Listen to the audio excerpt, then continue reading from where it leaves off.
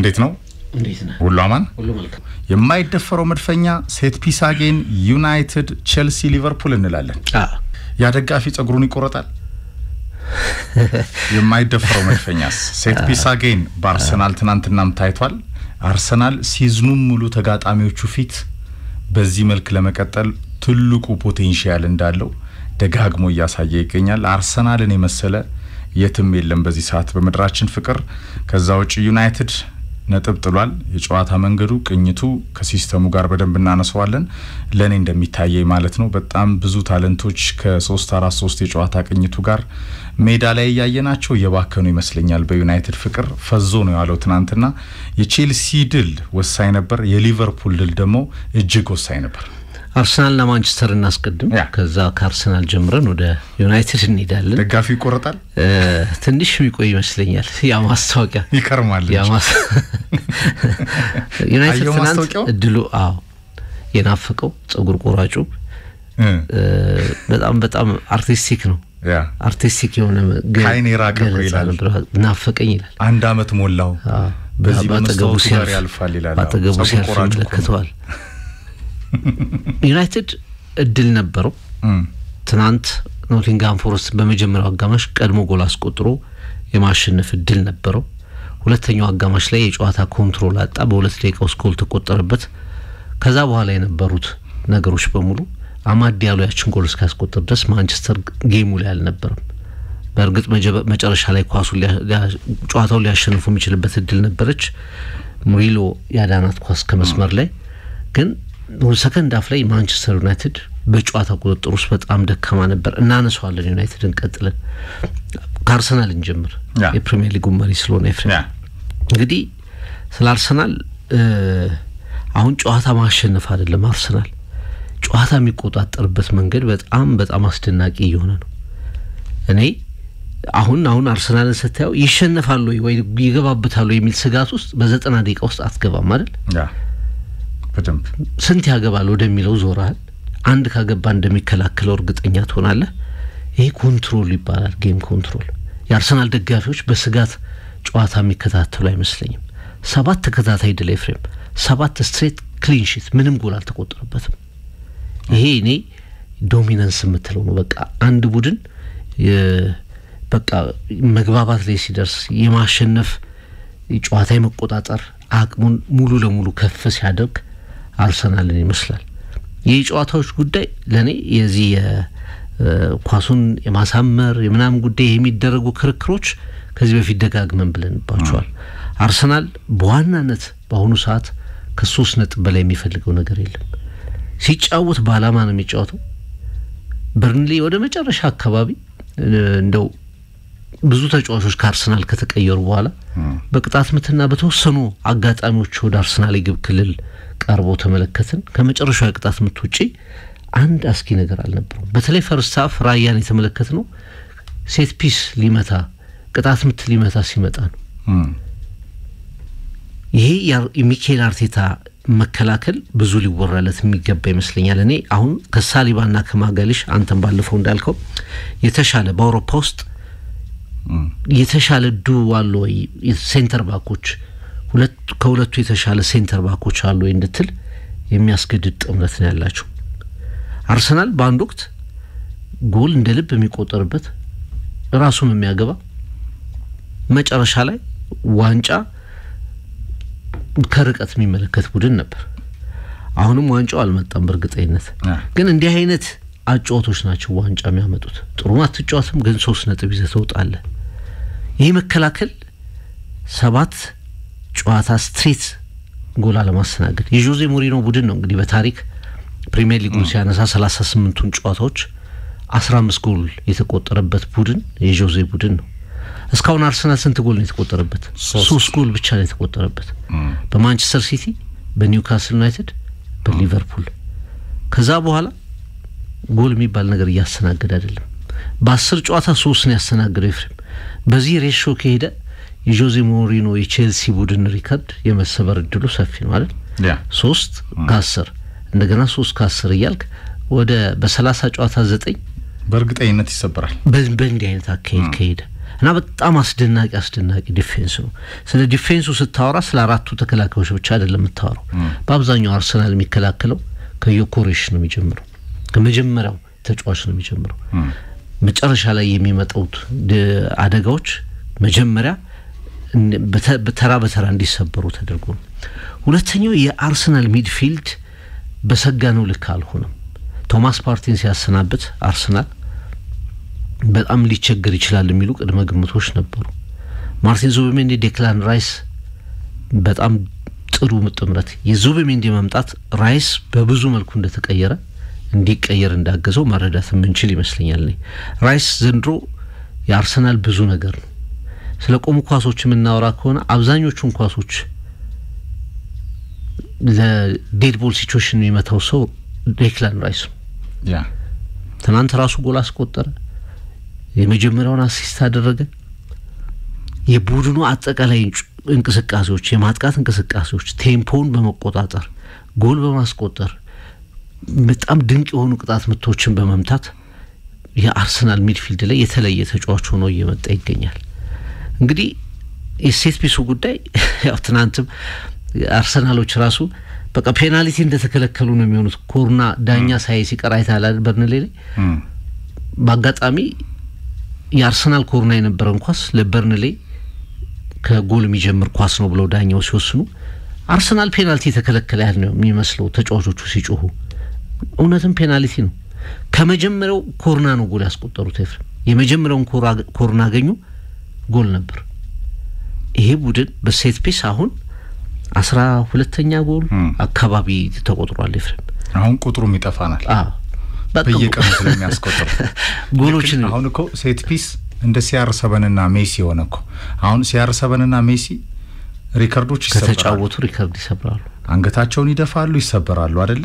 ከተጫወቱ ሁሉ ጊዜ የሜሲና የሮናልዶን ጎሎች ማስታወስ የለብንም ሁሉን ታምር ስለሚሰሩ ሴት ፒስ CR7 እና ሜሲ ነው ለአርሰናል ኤግዛክትሊ በጣም አስደናቂ አጠቃቀም አስደናቂ ኳሊቲ እያሳዩበት ቀጥሏል ሌላ እዚህ ቡድን ውስጥ ቪክተር ዮኬሬሽ አራተኛ ጎሉ ነው ትናንት ያስቆጠረው ግን ፈርስት ሃፍ ፐርፎርማንሱን ለተመለከተ ምን ያህል አርሰናል የሱን ቦታ ናፍቆ እንደነበር ምን ያህል ደግሞ ሚኬል አርቴታ አሁን እሱን ማከል ያደረገ ጨዋታ እየተጫወተ እንዳለ የመጀመሪያው 45 ደቂቃ ላይ ጎል አስቆጥሯል ማን ነው ትሮሳርድ ሴንተር አርጓት ዴክላን ራይስ ላስቆጥራት ኳስ መነሻው ፓሱም የሱ ነበር በመጀመሪያው 45 ደቂቃ ላይ ነገሮች በሙሉ አርሰናል በራሱ በኩል እንዲያጠናቅቅ ያደረገው ዮኬሬሽ ነው ይሄ ተጫዋች ወደ ሲስተም እየገባ ብዙ ብለናል ጉዳት አለ በአርሰናል ውስጥ ችግር የለም ተደጋጋሚ ጨዋታዎች አሉ በየሶስት ቀኑ ነው የሚጫወተው ቡድኑ ችግር የለም ይሄ ሜንታሊቲ ይሄ ስትሬንግስ መጨረሻ ላይ በዋንጫ የሚደመደም ይመስላል አሁን እንግዲህ ግምቶች ግምት ናቸው ግን ማትንቃቸው ነገር ናቸው ምክንያቱም ከቡድኖች በጠንካራ ፐርፎርማንስ ከውጤታቸው ተነስተው ስለሚናገሩ አሁን አርሰናል ከመቼውም ጊዜ በላይ ባለፉት 3 ሲዝኖች ሁለተኛ ሆኖ ሊሆን ይችላል ጥሩ የሚጫወት ቡድን ሆኖ ሊሆን ይችላል ከመቼውም ጊዜ በላይ ግን ሲሪየስ የሆነ ትልቅ ዋንጫ አርሰናል ያመጣል የሚል ግምት የተሰጠው በዚህ ሲዝን ይመስለኛል ኤፍሬም አዎ ከፍታ ይሄ ታላቅነት ፍቅር ህብረት የተዋጣለት የውጤት አላማን የሰነቀ አማራጭ ያለው ባየር የሚያገባ በመድር ባየር የሚከላከል የቆመ ኳስን የፔናልቲ ያላስፈሪ ያደረገ ለሲኑ የዚህ ዋንጫ አላማ በሁሉ መድረክ እንደ ቡድን የተቃኘ ታላቅ ቡድን ሆኗል አሁን አርሰናል ፍቅር ለምሳሌ ሴት ፒስ ኮርናው ጋር ለመድረስ ኳስ ሳትጫወት ኮርናው ጋር ደርስማል ቡድኑ ከተጫወተ ነው ራሱ ኮርና ጋር የሚደርሰው ኮርና ለማግኘትም እግሩ ኳሱን መጫወት አለበት አርሰናል በተጋጣሚ ሜዳ ላይ ነው ራሱ እኮ የሚከላከለው የሚያጠቃው አይደለም አርሰናል የሚከላከለው የተጋጣሚ ሜዳ ላይ ገብቶ ነው ከዮኬሬስ ነው የሚጀምረው ትናንትና ቪክተር ዮኬሬስ ምን ያህል ቡድኑ በነምበር 9 ላይ እንደተቃኘ ማሳያ ነበር ሜዳ ላይ እስከነበረበት ሰዓት ከጉዳት ጋር መጠነኛ ጉዳት ጋር በተያያዘ ተቀይሮ እስኪወጣ ድረስ ፍቅር ሙቭመንቱ ኳስ ሜንቴን አድርጎ የሚያቆይበት መንገድ እያንዳንዱ ኳሶች ከሱ የጨዋታ እንቅስቃሴ ታጋይነት ጋር ያውም ትንሽ ፍጥነት ቢኖረው የበለጠ ከዚህ በላይ ያው የኪሊያን መባፔ አይነት ፍጥነት ቢኖረው ምን ሊሆን ይችላል ይሄ ተጫዋች ከዛው ውጪ በአርሰናል የሴት ፒስ ኳሊቲ ውስጥ ባክፎሩ ሚድፊልዱ አጥቂውም ጎል ያስቆጥራል የቀረው በረኛው ብቻ ነው ባክፎሩ የምሬ ነው አይገባበትም ባክፎሩ ማመን ያስፈልጋል አሁን በአርሰናል ከፍታ ልክ የተቃኘ ቡድን የለም ዘመናዊ እግር ኳስ ላይ ፍቅር ያውም አልቲሜት የውጤት አላማ የገባው ቡድን ሆኗል ይሄንን አርሰናል እኛ እናቅ አብረን ኖረን እኮ ፍቅር ታውቃለህ እናቆም እኮ ይሄንን አርሰናል አናቆም ምናቀው አርሰናል የሚያጅብ የምናቀው አርሰናል በጣም ህብረት ትሪቱን የጨዋታ ይሄ በጣም ፖሰስ አርጎ የሚጫወተውን ቬንገር ያመጡትን ትራዲሽን ይዞ ለዘመናት የቆየ ግን የማያሸንፍ ወርቃማውን ዋንጫ ካሸነፈ በኋላ 20 አመት የተሻገረ በተለይ ኤምሬትስን ከገነቡ በኋላ ደግሞ የመጣው ወርቃማ ቡድን ከመድፉ መንደር ፍቅር የግድ የኤምሬትስ ዳን የባንክ ዳን መክፈል ስለነበረበት በየአመቱ ተጫዋች የመሸጥ ግዴታ ውስጥ የገባ የስፖንሰርሺፕ አጠቃላይ ኤምሬትስን ፋይናንስ ባላንስ ለማድረግ አርሰናልን ወደ ከፍታ ለማምጣት አርሰናል ቶፕ 4 የመግባት ግዴታ ውስጥ ገብቶ ይንቀሳቀስ የነበረ ቡድን ግን የማያሸንፍ ሆኖ ቀጠለ ከማይክ አርቴታ ጋር ደግሞ ባለፉት 3 አመታት የምናቀው ቡድን ጥሩ ኳስ የሚጫወት ሲቲና ሊቨርፑልን የሚያጅብ ነምበር 9 የሌለው አማራጭ የሌለው ዴቭዝ የሌለው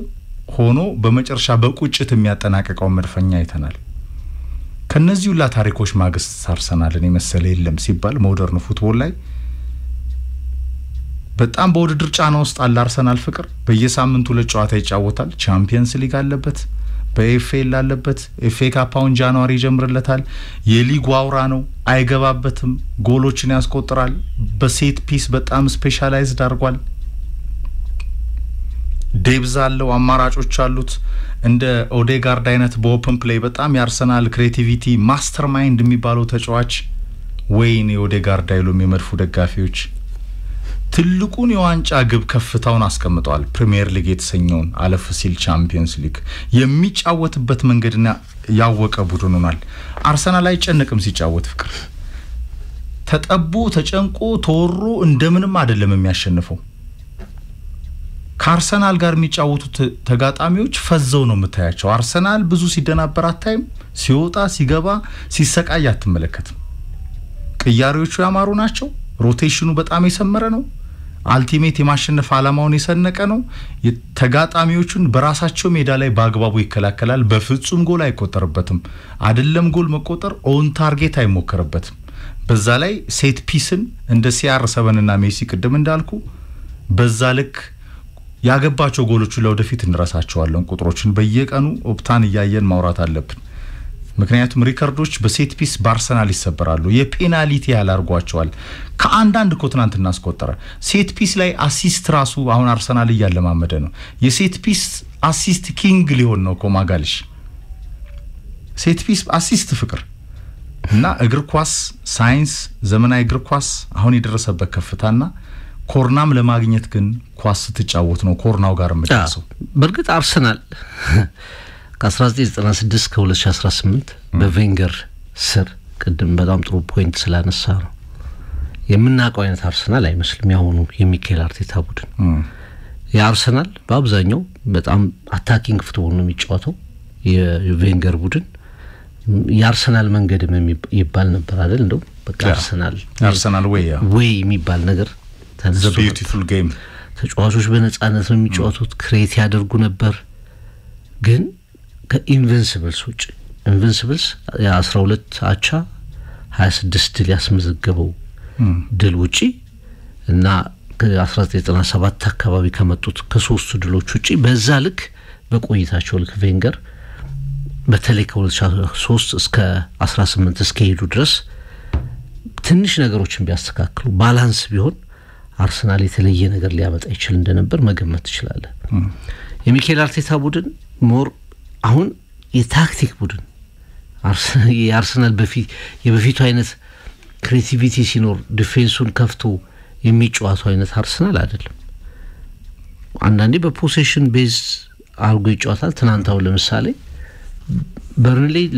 ሎክ አርጎ ነው የሚጫወተው በሎ ብሎክ ነው የሚጫወተው ኤፍሬም በፍጹም ወደ አርሰናል የግብ ክልል መሄድ አይፈልግም ነበር ከ60% በላይ ኳስ ቁጥጥር ያርሰናል ፖሴሽን ነው የሚጫወተው ግን ጎሎቹ እንዴት ይገኛሉ ስትል አማራጮቹን አስፍቷል አርሰናል በፊት በኦፕን ፕሌይ ነበር በአብዛኛው ጎሎች የሚቆጠሩ አሁን ከኮርና ያገባል ከቅጣት ምት ጎሎችን ያገባል ቡድኖቹን አጫውቶቹን እየተከተለ ደግሞ በሴት ፒስ ጎሎችን ያገባል ለምሳሌ ብራይተን ላይ ሁለቱም ጎሎች ሴት የኦፕን ፕሌይ ናቸው ቻምፒየንስ ሊግ በተከታታይ ያስቆጠራቸው ጎሎች እንደዛ ናቸው እንደ ባህሪው የሚቀያየር ቡድን እየተመለከተን ይመስለኛል ክሊንሺቶቹ ያንን ይናገራሉ አርሰናል ዲፌንስ ላይ ከቬንገር በተሻለ በዘመን በተሻለ ኤምፋሲስ ሰጥቷል በቃ ትኩረት ሰጥቷል በታሪኩም አርቴታ ላይ 7 ጌም በተከታታይ ምንም ጎል አለማስተናገድ ክሬቲቪቲ የአርሰን ቬንገር የመጀመሪያው ነገር ነው ማጥቃት የመጀመሪያው ፕሪንሲፕል ነው ዲፌንስ ሰከንደሪ ነው ለሚኬል አርቴታ ግን አሁን ስትመጣ ሪቨርስ መጀመሪያ ይከላከላል ቀጥሎ ያጠቃል የፈርጊ ወይ ነው እንዴ በጣም በተደጋጋሚ ተከላካዮችን የገዛውኮ ሚኬል አርቴታ እንደውም አንዱ ያስወቀሰው እሱ ነበር የአርሰናል ድል የዘገየበት 9 ቁጥሩን አላመጣም በተከላካይ ቦታ ላይ በአንድ ቦታ ላይ 2-3 ተጫዋቾች እኮ አማራጮች ነበሩት አሁን ራይት ባኩ ላይ እኮ ካላፊዮሪ ያለ ሉዊስ ኬሊ ያለ ቶሚያሱ ከመሄዱ በፊት ብዙ ተጫዋቾች እዛ ላይ ነበሩ ማነው የከሲቲ የሚያመጡት ዚንቼንኮን ጨምራ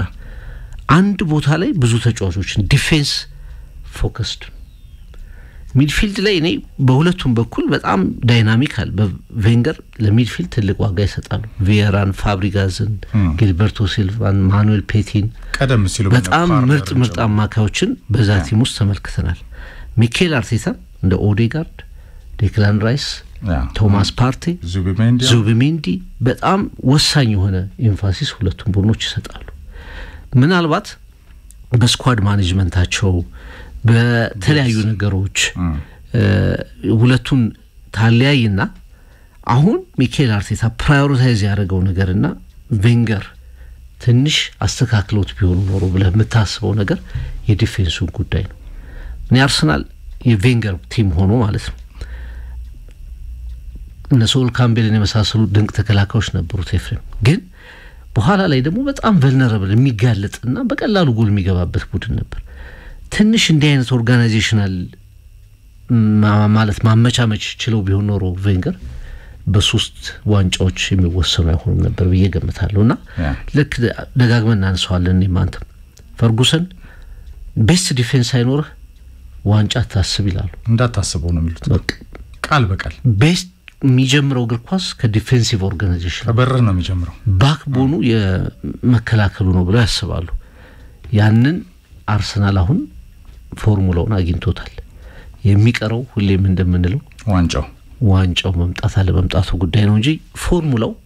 በደንብ በውጤት ጭምር እየታየና እየተመለከተ ነው ይመስለኛል አዎ ትናንትና ከበርንሊ በነበረ ጨዋታ ፍቅር 8 ኳሶችን ኦን ታርጌት ሞክሯል ፍቅር ወደ 12 ኳሶችን ሾት አርጓል በጣም ፖዚሽን 54 46 ነው ግን 493 ኳሶችን ተቀባብሏል አርሰናል ከነዚህ ውስጥ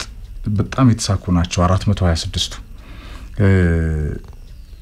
6 ኮርናዎችን አግኝቷል ጎል ሆነዋል ኮርና ከተገኘ ጎል ነው በኦፕን ፕሌይም የራይስ ጎል እንደዛ የመጣ ነው የመጀመሪያው ኮርና ግን ጎል ሆኗል በዮከሬስ ሁለተኛው ደግሞ ኦልሞስት ገብቶ ይወጣ ነው የማጋለሽ አሲስትን አይተናል ፍቅር የአርሰናል ተጋጣሚዎች አርሰናል ላይ ለምን ኦን ታርጌት አይሞክሩም አርሰናል መከላከልን ከተጋጣሚዎቹ ሜዳ የሚጀምር ቡድን ነው በሎ ብሎክም ተጫውት ኳስ ያዝ ካውንተር ሂድ ወርክ ሬቱ በጣም ከፍ ያለ ፍቅር ይሄ የጨዋታ ፎርሙላ ቀኝቶ የገባው ህብረት ያለው እና አልቲሜት ነው የሚለው አልቲሜት የሲዝኑን ጎል ያስቀመጣል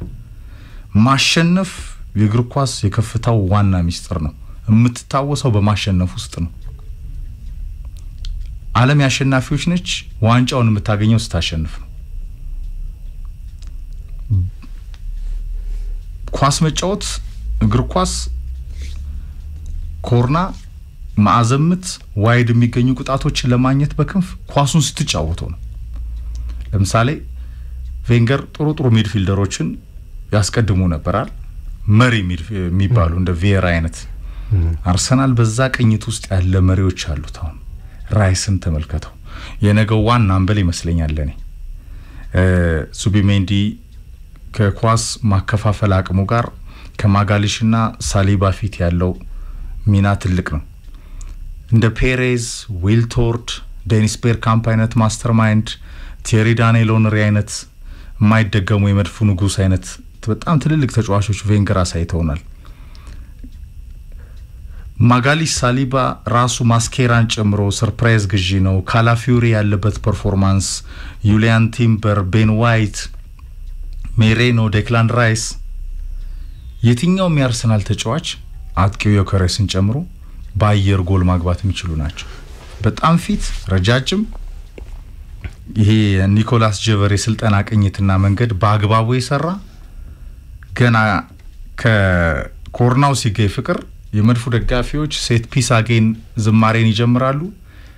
ተጋጣሚ ይብረከረካል የፔናልቲ ያልሆነበታል በጣም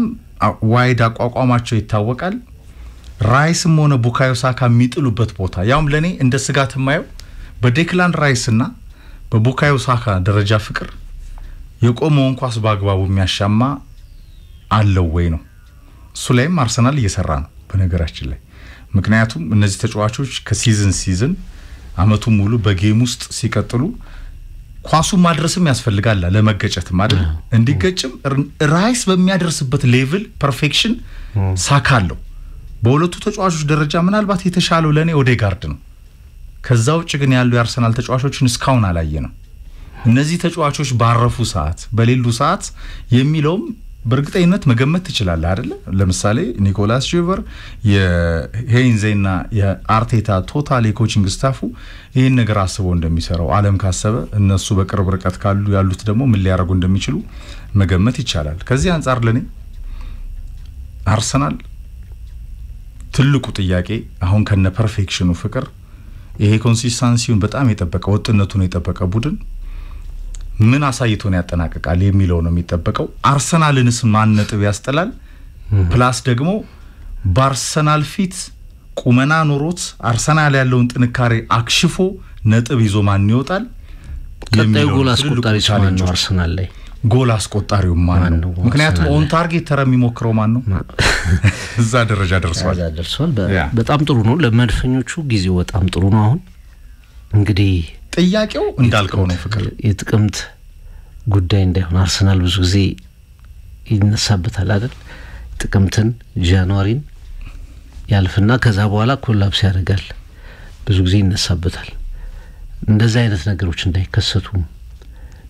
ትልልቅ ጨዋታዎችን አሁን አከናውኗል ከሲቲ ተጫውቷል ከሊቨርፑል ተጫውቷል ከማንቸስተር ዩናይትድ ተጫውቷል ኒውካስል ዩናይትድ ጋር ተጫውቷል 10 ጨዋታዎች ቀላል ጨዋታዎች አልነበሩም ቢሆንስ የበርንሊ ጨዋታ ትናንት አዌይ ነው ሁለት ተከታታይ ጨዋታ ያሸነፈ ነው ሊቨርፑልና ሲቲን የፈተነ ነው ቀላል ጨዋታ አይደለም በጣም ፈታኝ ጨዋታዎችን ተሞክሮ አልፏል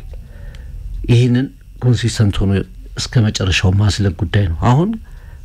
7 ነጥብ ጋፕ ፈጥሯል ከሊቨርፑል ከማንቸስተር ሲቲ አንፃር ዛሬ እስከሚጫወት ድረስ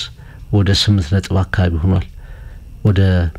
9 ነጥብ አካባቢ ይመስለኛል ሲቲ ካሸነፈ እንደገና ተመልሶ 6 ነጥብ ይሆናል ወሳኝ እስከ መጨረሻው ይዘልቃሉ የሚባሉ ተፎካካሪዎቹ ጋር ያለውን ጋፕ ያሰፋ ነው ኔክስት ሁለት ወር ስበርስ ይገናኛሉ አርሰናል ከሰንደርላንድ ጋር ይጫወታል የራሱን ነጥቦች ኮሌክት ያደረገ ሰፊ የመተንፈሻ ነጥብ ይዞ ሲቲን ሊቨርፑልን ሌሎችም ቶፕ 6 ያሉ ቡድኖችን የሚገጥምበት ሰዓት ላይ ከደረሰ በኋላ የተወሰኑ ጨዋታዎችን ብትሸነፍም ችግር አይኖርም ይፈል በነገራችን ስለዚህ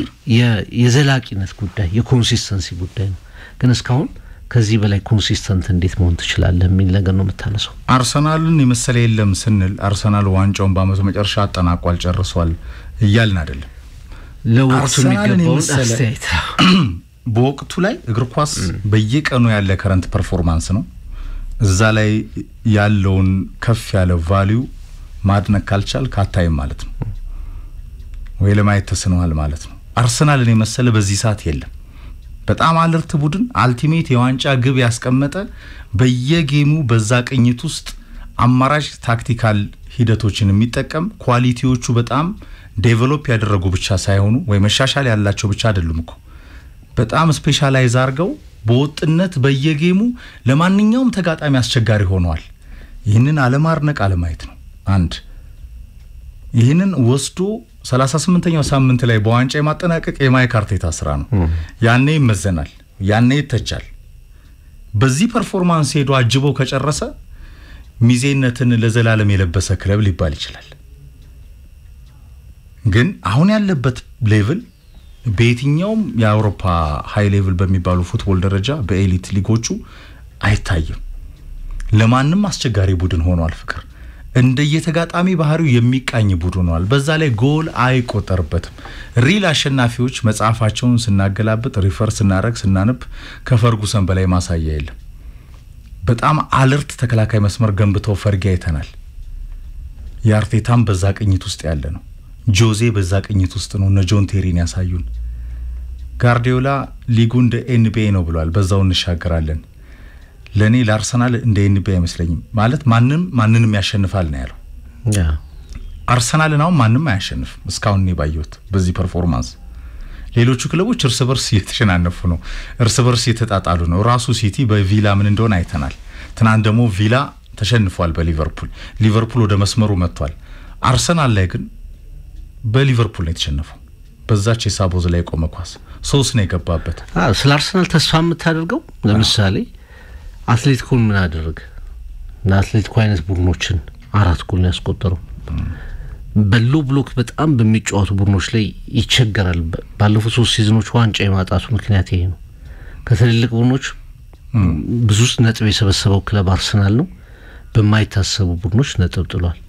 ዘንድሮ እነዛን ቡድኖች ምንድነው ያደረጋቸው? ከፉላም ከዌስሃም ከኒውካስል ዩናይትድ ጋር ሲጫወት ኦልሞስት ኒውካስል ላይ ነው 1 ጎል የተቆጠረበት። ፉላምና ዌስሃምን ፓላስን ጨምረ ከለንደን ቡድኖች ምንም ጎል ሳያስተናግድ ጭምር ነው ነጥብ የወሰደባቸው። ከዚህ በፊት ለሚነሱበት ችግሮች ከመፍትሄ ጋር ብቅ ያለ ስለሆነ ጭምር ነው ዘንድሮ በተለይ እርግጠኝነት ስለ አርሰናል እየተነገረ ያለው ኤፍሬም ከመፍትሄዎች ጋር ብቅ ያለ ነው። ሚኬል አርቴታ አሁን ሲጀምር ምናልባት ተስፋ ያለው ተስፈኛው አሰልጣኝ ያልክ ምትገልጸው ነበር። አሁን በጣም ስትራቴጂስት በጣም ድንቅ ስትራቴጂስት እየሆነ መምጣቱን በደንብ ያሳየ የመጣ ይመስለኛል። እሱም የአንዱን ትልቁን ጥያቄ ቀሩን ጥያቄ መመለስ ስለሚፈልግ ይመስለኛል አሁን ትኩረቱን ነጥቦች ላይ ያደረገው እንጂ ባለፈው ማንስቻለሁ ጓርዲዮላን ይመስላል ተብሏል። ኳርቴታ እንደመጣ ባጫውቱ 6-5 ጎል የሚያገባ መፈናፈኛ የሚያሳጣ ብዙ ኦን ታርጌት ሙከራዎችን የሚያደርግ አርሰናል ጎሎችን እንደልብ የሚያስቆጥር አርሰናል በሚኬል አርቴታ ስር ተመልክተናል። ዋንጫ ግን አልሆነ። ፔፕ ጓርዲዮላ ተብሎ የፔፕ ዲሲፕሊን የፔፕ ደቀ መዝሙር ተብሎ እኮ የተገለጸው በዛ ምክንያት ነው። ድንገት ደግሞ ሌላ ስትራቴጂስት ሆኖ ብቅ አለ። ዘንድሮ የ3 ነጥብ ስትራቴጂስት ነው ሚኬል አርቴታ። እና እኔ አሁን ቅድም መጀመሪያ ላይ ያልኩትን ሐሳብ ነው ማነሳው። የአርሰናልን ጨዋታ ስትመለከት አርሰናል ይገባበት ይሆን እንዴ ብለህ አታስብም። አሁን አርሰናል ይገባበት ይሆን እንዴ ብለህ አታስብም። አርሰናል ጎሉን እንዴት ነው የሚያገባው? ከሴት ፒስ ነው? በኦፕን ፕሌይ ነው? ስንተኛው ደቂቃ ላይ ነው ብለህ ነው የምታስበው? እንጂ አርሰናል እንደዚህ አይነት ጎል ይገባበት እንዴ ብለህ የምትሰጋው አይነት ቡድን አይደለም። ይሄ ኮንትሮል ዶሚኔት አድርጓል ቅድም አንተ ባልከው ደረጃ። ስለዚህ ዶሚኔት ባደረገበት ልክ አሁን ስለ አርሰናል መወራቱ ብዙ ስህተት አይደለም። የመጨረሻው ጉዳይ መጨረሻ ላይ የሚታይ ነው። ያኔ ደግሞ ጊዜና ሚዛን የተሻለ ቡድን ከመጣ የተሻለውን ቡድን ታነሳለህ። ግን አሁን ባለው ፐርፎርማንሱ አርሰናል ኦፕታን ጨምሮ በጣም በርካታ አናሊስቶችም አርሰናልን የዋንጫ ሻምፒዮን አድርገውታል። ሊሆን ይችላል ያለማሳካት እድሉ በጣም ጠባብ ነው። ግን እስከ መጨረሻው እንመለከተዋለን። ማድነቅ ግን ተገቢ ነው። ዩናይትድ ፍቅር ትናንትና ከ3 ተከታታይ ጨዋታዎች በኋላ እንደገና ማንቸስተር ዩናይትድ ነጥብ ጥሏል። ነጥብ መጣሉ ሳይሆን አሁንም ማንቸስተር ዩናይትድ 2 ነጥቦችን መጣሉ ብቻ ሳይሆን የጨዋታ ቅኝቱና በማንቸስተር ዩናይትድ በተለይ በጣም ደካማው ፎረስት የሚያስቆጭ ነው ለዩናይትድ ለኔ እንደሚገባኝ ቴምፖውን ጠብቆ ለመጓዝ ሰንደርላንድን ያሸነፈ ከብዙ ችግር በኋላ ከብዙ በቃ መንሸራተት በኋላ ወደ አሸናፊነት ስፕሪቱ ባክ ቱ ባክ የተመለሰ ያውም ሊቨርፑልን ሰንደርላንድ ሊቨርፑልን እንደገና ብራይተንን አሸንፎ 9 ነጥቦችን የሰበሰበ በጣም ከመውደቁና ዝቅ ከማለቱ ብዛት በሶሻል ሚዲያ ቻሌንጆች እንደ ፍራንክ ኤሊት አይነት ቻሌንጆች ይሄ ጸጉሩን ያጎፈረው አንበሳ ጎፈሬ ያለ ያጎፈረው ደጋፊ ፍቅር 5 ጨዋታ ዩናይትድ ካሸነፈ በሚል 390 ቀናት ካለፉ በኋላ ዩናይትድ 3 ጨዋታ ሲያሸንፍ ኢቭን የዩናይትድ ተጫዋቾች ጭምር ግብ ጠባቂው ለሜንስ ዳሎ ጭምር ያም ደጋፊ ጸጉሩን እንዲቆረጥ እናደርገዋለን ብለው ነበር አላደረጉም ሜዳ ላይ ዩናይትድ ትናንትና የነበሩት ሪሶርሶች ታለንቶች በጣም ታክቲካል ፍሌክሲቢሊቲ ነፃነት ቢኖር የጨዋታ ቅኝቱ ከሾንዲሽ ገና ያልተረጋጋው በጣም ደካማው ፎረስት ፊት ማንቸስተር ዩናይትድ ኢንዲቪጁዋል ብሪሊያንስ ወይም ደግሞ የግለሰቦች የተለየ ኮከቦቹ ተጽዕኖ ነው አሁንም የምታየው ትናንት ኩና አልነበረም ቤንጃሚን ሼሽኮ 90 ደቂቃ የባከነው ተጫዋች ነበር ብሩኖ ምን ሲያደርግ እንደነበር አይታወቅም እድሜ የገፋው ካዜሜሮ የተሻለ ሲታገል ነበር ከነ ክፍተቱ ፍቅር አማራጭም የለም እሱን የሚተካ አማድ ዲያሎ በመከላከል ውስጥ ሊሳተፍ የማይገባ ከሜቤሞ ጀርባ የሚሰለፍ በሲስተሙ ምክንያት እየተሰቃየ ያለ በዚህ ሂደት ውስጥም ግን ለዩናይትድ አሁንም ውጤት ይዞ መውጣት ነጥብ ይዞ መውጣት ግልጋሎት ያደረገ የሚገኝ ኮከብ ነው ሜቤሞ በዛ ቅኝት ውስጥ ነው ኩና ሳምንት በጣም ጥሩ ነበር እንደ ሉክ ሾው ዮሮ ዴሊት አይነት ተጫዋቾች አብረው መሰለፍ ጀምረዋል ግን ከፊት ለፊታቸው እውነተኛ 6 ቁጥር የለውም ሚድፊልድ የለውም ዩናይትድ በጣም የተበታተነ ያልተደራጀ ቅርጽ ያለው ወጥነት ለማሳየት መሻሻል ለማሳየት ከሲስተሙ ጋር በተቃራኒነት የተሰለፈ ወይም ደግሞ ሲስተሙ የዩናይትድ ጠላት የሆነ ለኔ ይመስለኛል ፍቅር እንደሚገባኝ እኔ እግር ኳስ እንደምረዳው ዩናይትድ እንደማቀው ተጫዋቾቹ ካላቸው አቅምና ፖቴንሻል አንፃር አማራጭ ታክቲካል ፍሌክሲቢሊቲ ቢሰጣቸው አይ ነው በእንቅስቃሴ ሂደት ዩናይትድ ወደ 4 ተከላካይነት ይቀየራል ይባላል አው ይቀየራል ወደ 3-5-2 ይመጣል ይባላል ይሆናል 3-4-3 ይሆናል 3-4-2-1 ይሆናል አው ይሆናል ግን ከሲስተሙ ጋር ፊት የሚያደርጉ ተጫዋቾች ዩናይትድ በስፋት የሉትም በዚህ ውስጥ የውጤት ዋጋ እየከፈለ ነው ክለቡ ማሰልጣኙን ፍቅር ዳሎ ዶርጉ የሚባሉ አይነት ተጫዋቾች ምን ያህል ፊት ያደርጋሉ ከዚህ አይነት ሲስተም ጋር የሚለው ራሱ በጣም ጥያቄ ምልክት ውስጥ ይወድቃል አንዴ መጨረሻ በማጥቃት አማራጭ ትራንዚሽን ጥራት ከፍታ ላይ የሚገኙ ቡድኖች ዩናይትድን በካውንተርም ሆነ በቢልድ አፕ ከመሃል ሜዳው ተሻግረው ሲያጠቁት ዩናይትድ ይፍረከረካል ሚድፊልድ የለው ራይት ባክ የለው ሌፍት ባክ የለው ይሄ በጣም አሳሳቢ ነው ለማንቸስተር ቀጣይ ጉዞ ሰንደርላንድን በማሸነፍ የተጀመረው ጉዞ አልተሸነፈም ማንቸስተር ዩናይትድ ግን የማሸነፍ ጉዞን ግን ገቶታል ሰንደርላንድን ሲያሸንፍ በፕሪሚየር ሊጉ አሁን 3ኛ ደረጃ ላይ ያለ ቡድን ነው የዘንድሮ ክስተት የሆነ ቡድን ነው ሰንደርላንድ ወደ አንፊልድ ሮድ ሄዶ ሊቨርፑልን ሲያሸንፍ በጣም ከባድ የሆነ ጨዋታ ነው በታሪክም በወቅታዊ አቋምም ሊቨርፑል ከሚፈልገው ነገር አንፃር በጣም አስጨናቂ የነበረ ጨዋታ ነው ማንቸስተር ዩናይትድ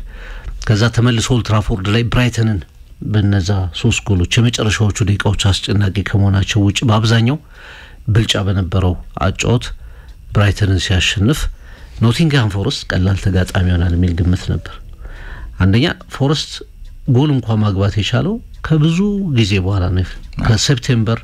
አጋማሽ በኋላ ነው ለመጀመሪያ ጊዜ ጎል ያስቆጠረው በተከታታይ ሽንፈት ላይ ነው አሰልጣኝ አሰናብቷል ዳይችም ከመጡ በኋላ ባለፈው ሳምንት ሜዳቸው ላይም ጭምር ለባዶ ተሸንፈዋል ከዚህ ቡድን ማንቸስተር ቀድሞ ከነበረው መሻሻል አንፃር የተሻለ ነገር ያሳያል የሚሉ ግምቶች ነበሩ 100% በርግጥም ጨዋታውንም ተቆጣጥሮት ነበር በካዝሜሮ ጎል አስቆጠሩ ገና በመጀመሪያዎቹ ደቂቃዎች ላይ ይሄ የዩናይትድ ካራክተር እየሆነ መጥቷል ጎል ያስቆጥራል በቃ ድሎችን ይጠቀማል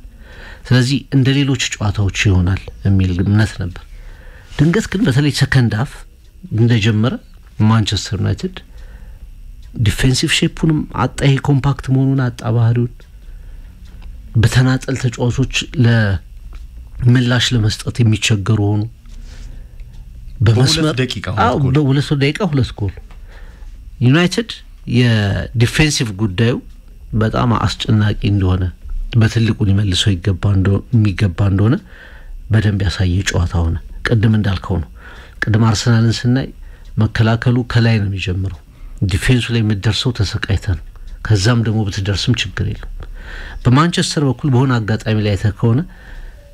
በሴንተር ለሴንተር የሚመጣ ኳስ ማን ሩጦ ከኋላ ለማዳን ሲጥር የነበረው ብራያን ምቤሞ ካዝሜሮ የለም መሮጥ መቃቆ ጨርሷል ብሩኖ ፈርናንዴዝ እየተመለከተው በመቆ ከቀይ መስመር ከማል ፊት ነው ስፕሪንት አርጎ ለመድረስ ሲሞክር 6 ቁጥር የለውም 8 ቁጥር የለውም ሆርሰኖዶ የሞከረው ኳስ ይመስለኛል ቀጥታ ከዲፌንሱ ጋር ተገናኛለ ከዛ ደግሞ ያው ባክስሪው የመናበቡ ችግርም አለ ሲስተሙ ላይ ያለው ነገር አለ ትናንትና ዲፌንሱ በጣም የተጋለጠ ነበር ከዛ ውጪ በእንቅስቃሴው ላይ ቀደም አንተ ካልከው የሚያስማማኝ ኩኛ የባለፈው ሳምንት ኮከብ ተጫዋች ከነበር በዚህኛው ጨዋታ ላይ ደግሞ ምንም አስተዋጽኦ ያልነበረው ተጫዋች ነው ቤንጃሚን ሼሽኮ ምንም ሜዳው ስለመቆየቱ ምክንያት የምታጣለት ተጫዋች ጌም ማኔጅመንቱ ያሰልጣኙስ ምንም ምክንያት የለም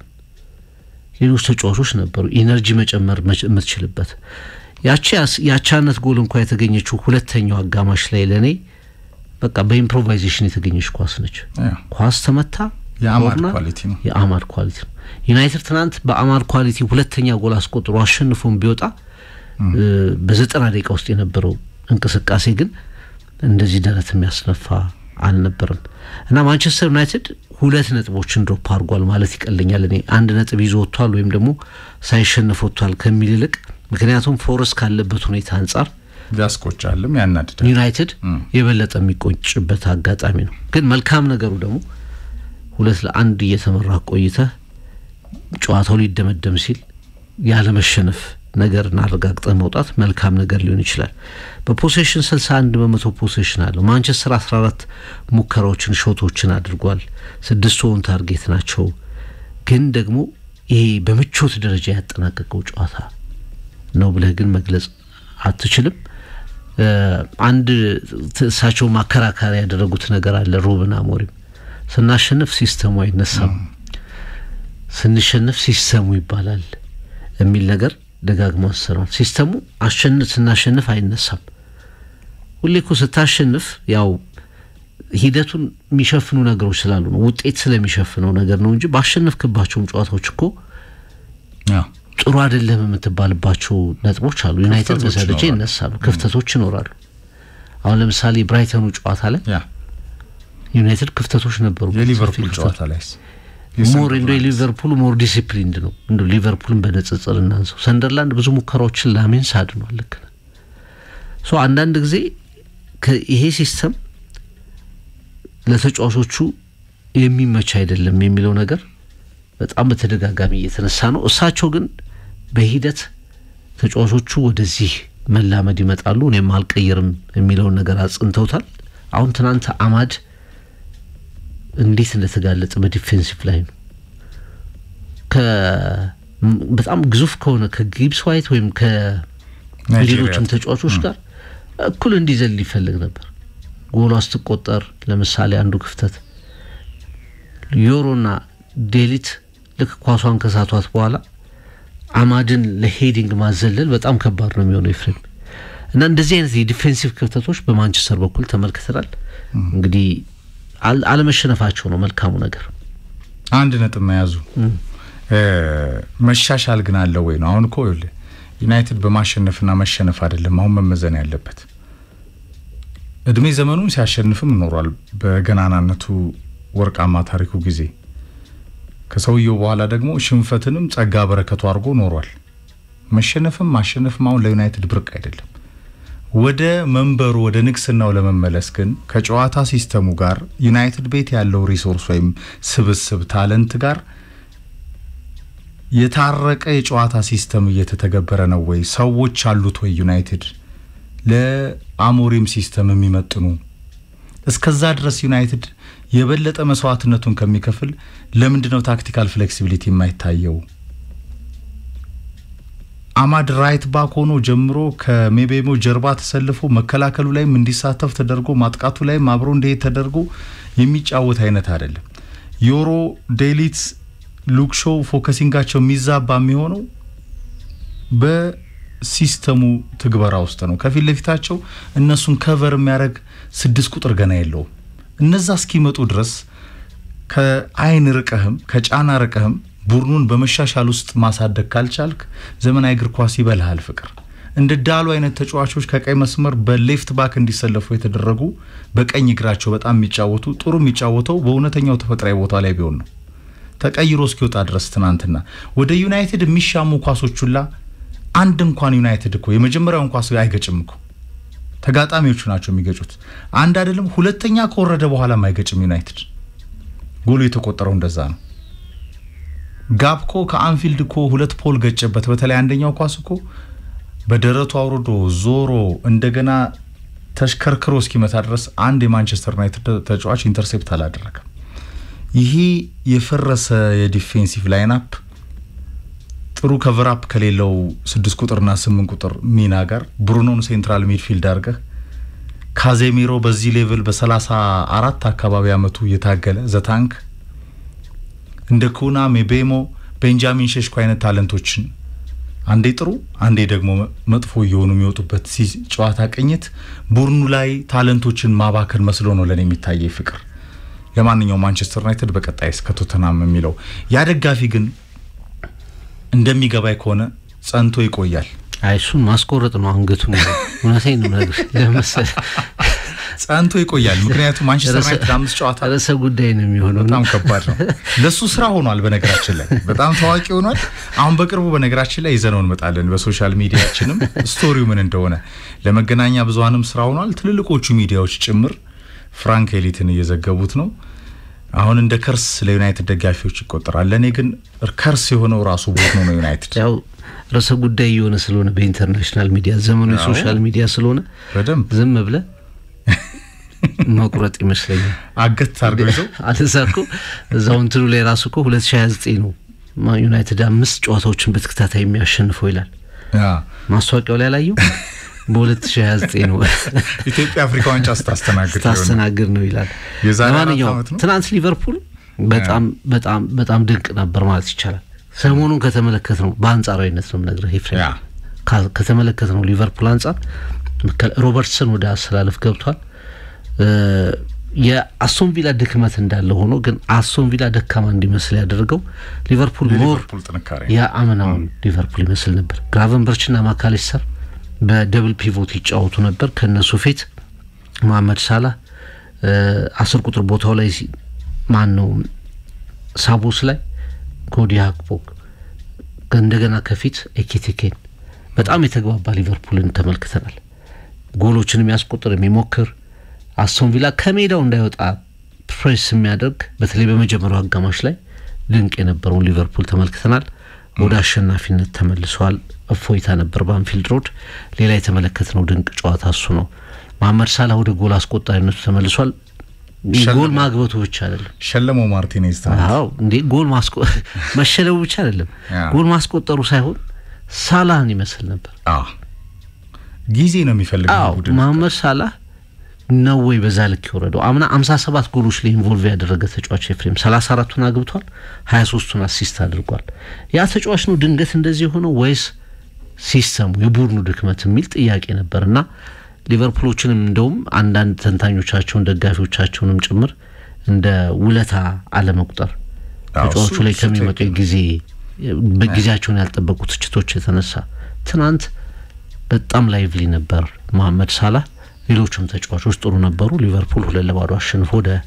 ሪትሙ ተመልሷል አሙሩ ሙራድ ከ24 መላጣ ሁሉ ጋርዲዮላ እንዳልሆነው መላጣ ሁሉ ደግሞ ቴናጋ አይደለም ይላል አሸንፏል ነው አርነ ስሎት በፍጹም ቴናጋ ሊሆን አይችልም ነው የሚለው ሊቨርፑል ዴብዝ አለው እኔ እንደሚገባይ ፍቅር ጊዜ ግን ይፈልጋል ውህደት ይፈልጋል ይሄ ቪላ ላይ የታየ ፐርፎርማንስ ማድሪድ ላይ ይቀጥላል ብለው ዝተዋል አርነ ስሎት ለይዟቸዋል ያን ማድረግ ነው ሊቨርፑል ሳቦዝ ላይ ማካሊስተር ክራቨንበርች አብረው ከሆኑ ይቃኛል ፍቅር ለፍሎሪያን ቨትስ ለዚህ ክሎፕ የጄነሬሽኑ ታለንት ላሉት ቦታ መፈለግ ያስፈልጋል ይሄ ደግሞ ያሰልጣኙ ስራ ነው ከፊት ኢሳክ ሲመጣ ከኤኪቲኬ ጋር ምን ይሰራል? ንጉስ ሞሳላ የሚለው ከዚህ ከዊንጉ የሚነሳው ሞሳላ ትናንትና በሞሳላ ቅኝት ነው ያለው። አምና 34 ያስቆጠረው እኮ ድንቁ አጥቂ የሊቨርፑል በጣም ህያው ከሆኑ ኮከቦች አንዱ ትናንትና እንዴት አይተሃል አይደለ? ጄራርድን የመሰለ ጀግና ማክማነመን እንዴት በቃ ዌልካም ኮንግራስ ይሉት እንደነበረው 250 ጎል ደርሷል። ፍቅር ግን ትተቻለ። አንድ ጨዋታ ራሱ ያስተቻል። ዘመናዊ እግር ኳስ ትግስት አልባ ሆኗል። ሌላ ለኔ ፍቅር ካሲዶ ማክሰኞና ነስዋል። ይሄ ተጫዋች ሮይኪን፣ ቬራ፣ ሜኬሌሌ፣ ንጎሎ ካንቴ ይሄ ምድር 75% በምንድን ነው የተሸፈነው? በውሃ ይላል። 25ስ በካሲዶ ይመስል ነበር ትናንትና ፍቅር። ልክ በንጎሎ ካንቴ እንደተባለው ማለት ነው። ካሲዶ የቼልሲ አውራ ነው በነገራችን ላይ። ቼልሲም እንደዚሁ ድል ቀንቶታል። ሰዓታችን ተጠናቋል።